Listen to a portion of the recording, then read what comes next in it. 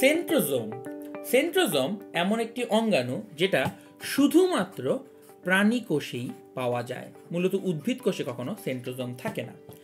এই অঙ্গাণুটা কোথায় পাওয়া যায়? মনে রাখবে, এই অঙ্গাণুটা পাওয়া যায় কোষের নিউক্লিয়াসের খুব কাছাকাছি অংশে, যেমন এইখানটাতে সেন্ট্রোজোম উপস্থিত। সেন্ট্রোজোমের কাজটা কি সেটা আগে বলে নিলে ভালো হয়। লক্ষ্য করো, একটা কোষের কোষ বিভাজনকালে এরকম একটা জালের মতন নেটওয়ার্ক তৈরি হয়। এই জালের মতন, সুতার মতন এই অংশটাকে বলা হয়ে থাকে স্পিন্ডল তন্তু বা স্পিন্ডল ফাইবার।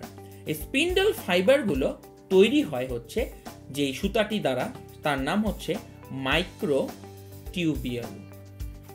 অর্থাৎ লক্ষ্য করে দেখো, এই মাথা এবং এই মাথা, দুই মাথা থেকে মাইক্রোটিউবিয়াল তৈরি হয়েছে।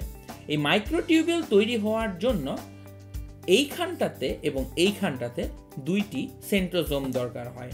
তার মানে সেন্ট্রোজোমের মেইন কাজ হচ্ছে এই দুই মাথায় চলে যাওয়া কোষ বিভাজনের সময় এবং দুই মাথায় যে মাইক্রোটিউবিয়াল দ্বারা একটা স্পিন্ডল ফাইবার তৈরি করা।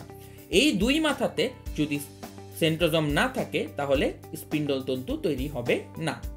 এখন তোমার মনে প্রশ্ন আসবে, এই সেন্ট্রোজোমের মধ্যে এমন কি থাকবে যার দ্বারা মাইক্রোটিউবিয়াল তৈরি করা সহজ? লক্ষ্য করো, এই যে গোলাকৃতির অংশটা দেখতে পাচ্ছ, এটাই হচ্ছে একটা সেন্ট্রোজোম।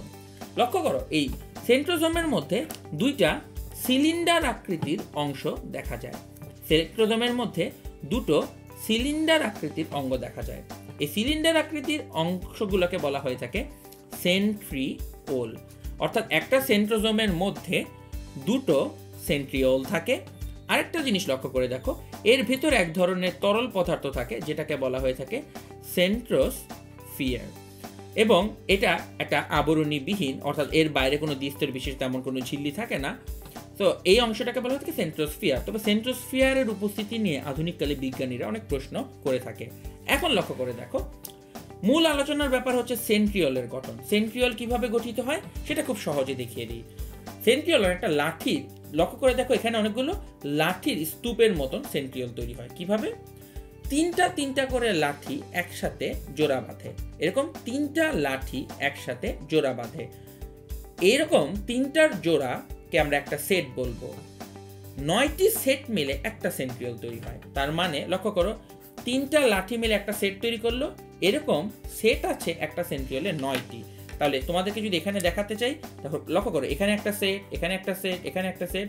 তারা অনেকটা একটা তারকার মতন বা স্টারের মতন করে এইখানটাতে অবস্থান করে।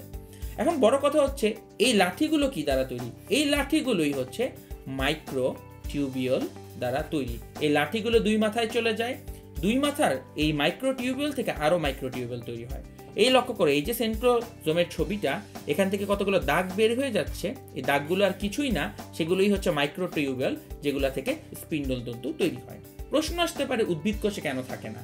কারণ উদ্ভিদ কোষ তার কেন্দ্রীয় অংশ থেকে নিজেই কোনো রকম মাইক্রোটিউবিয়ালের সাহায্য ছাড়াই, কোনো রকম সেন্ট্রোজোমের সাহায্য ছাড়াই স্পিন্ডল তন্তু তৈরি করতে পারে। তাই উদ্ভিদ কোষে সেন্ট্রোজোম দরকার হয় না। সেন্ট্রোজোমের কাজ কি? তাহলে সেন্ট্রোজোমের কাজ প্রাণী কোষের কোষ বিভাজনের সময় স্পিন্ডল তন্তু তৈরি করা।